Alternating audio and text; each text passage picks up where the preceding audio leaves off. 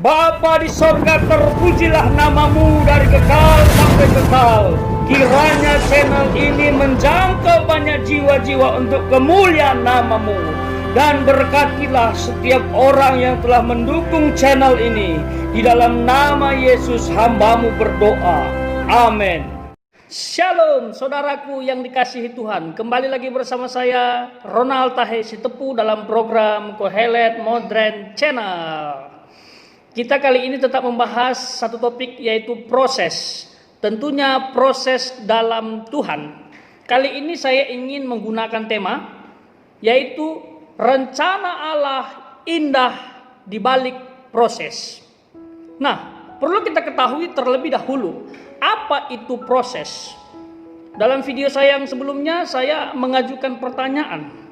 Nah, proses adalah rangkaian tindakan atau pengolahan atau pembuatan sesuatu yang menghasilkan produk. Dan produk yang dimaksud adalah saudara dan saya.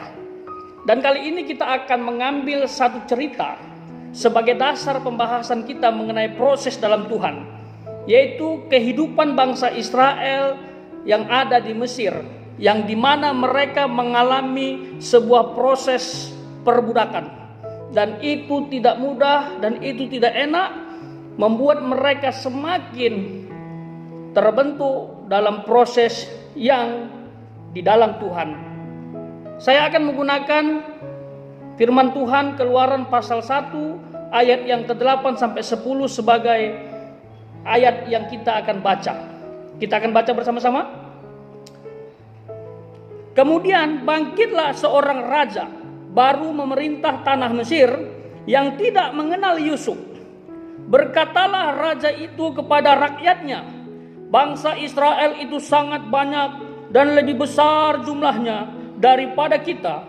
Marilah kita bertindak dengan bijaksana terhadap mereka, supaya mereka jangan bertambah banyak lagi, dan jika terjadi peperangan, jangan bersekutu nanti dengan musuh kita dan memerangi kita, lalu pergi dari negeri ini. Nah, itu ungkapan oleh raja baru atau Fir'aun yang baru. Kalau kita belajar konteks, ya, raja baru ini adalah raja yang tidak mengenal Yusuf. Dia tidak mengenal Yusuf dan tidak tahu jasa-jasa Yusuf yang terjadi di Mesir. Sehingga pada saat itu timbullah iri hati, karena melihat jumlah bangsa Israel kian hari kian bertambah, dan dikhawatirkan populasi itu bisa membahayakan dan terjadi peperangan, justru merebut bangsa Mesir. Dan ketakutan-ketakutan itu membuat Fir'aun melakukan sebuah tindakan, menyuruh untuk bangsa Israel diperbudak, ditindas, dipekerja, dengan pikiran mereka tidak akan berkembang, mereka tidak akan bertumbuh apabila ditindas. Mereka disuruh untuk membuat batu bata dan mengolah tanah liat, dan juga mereka disuruh ke ladang untuk mengolah semua lahan tani yang ada di Mesir. Namun yang luar biasanya saudaraku, pada saat bangsa Israel itu ditindas, diperbudak, mereka semakin bertambah jumlahnya. Tuhan semakin berkati mereka, membuat raja Mesir Fir'aun semakin takut dan bertindak lebih kejam lagi, sehingga orang-orang Israel diminta untuk membuat batu bata tapi tanpa memberikan jerami, supaya tujuannya mereka tidak berkembang lagi, semakin berat. Dan proses yang dialami oleh bangsa Israel membuat mereka berteriak kepada Tuhan, Tuhan tolong, Allahku, Allahku, tolong hambamu, tolong umatmu. Jadi walaupun mereka ditindas, mereka diberkati. Walaupun mereka ditindas, mereka mengingat Tuhan, semakin beriman kepada Tuhan, dan semakin mengandalkan Tuhan.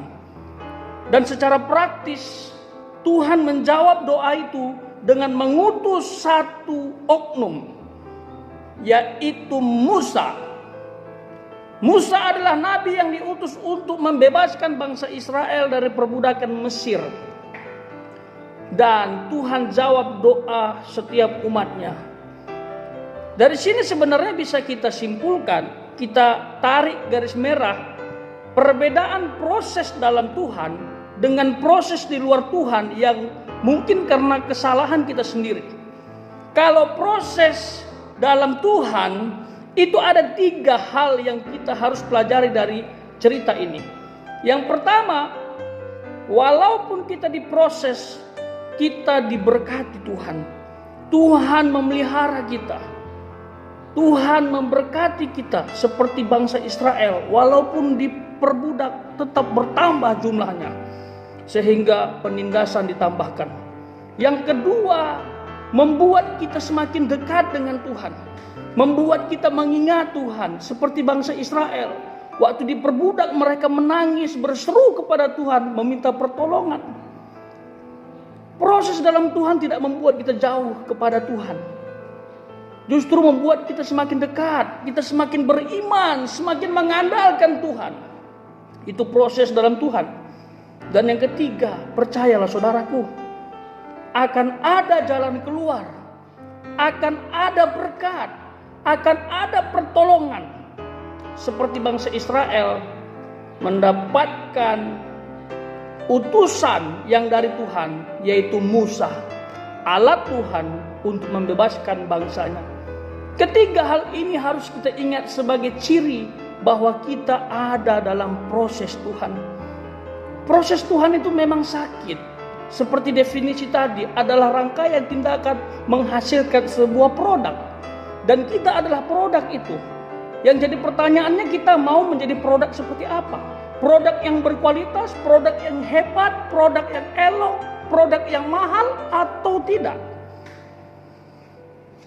Jawabannya ada dalam hidup kita. Jadi seperti apapun proses yang kita alami, saudaraku, jangan cepat-cepat berpikir negatif. Percayalah Tuhan pasti tolong. Jangan cepat-cepat mengatakan Tuhan tak campur tangan. Karena Tuhan akan datang. Jangan cepat-cepat meninggalkan Tuhan. Jangan cepat-cepat meragukan Tuhan. Karena Tuhan ada dalam hidup kita. Jangan cepat-cepat keropos imanmu. Seharusnya kamu semakin beriman kepada Tuhan sekalipun dalam proses. Oleh sebab itu, cintailah proses. Jadikanlah proses sebagai sahabat baikmu. Jadikan proses sebagai batu loncatan. Tetapi ingat, proses yang diresponi secara positif untuk kemuliaan nama Tuhan. Ini yang bisa saya bagikan, kiranya menguatkan iman kita. Apapun proses yang kita alami saat ini, jikalau itu dalam Tuhan, jangan pernah takut. Anda, saudara, akan mendapatkan sesuatu yang positif daripada Tuhan.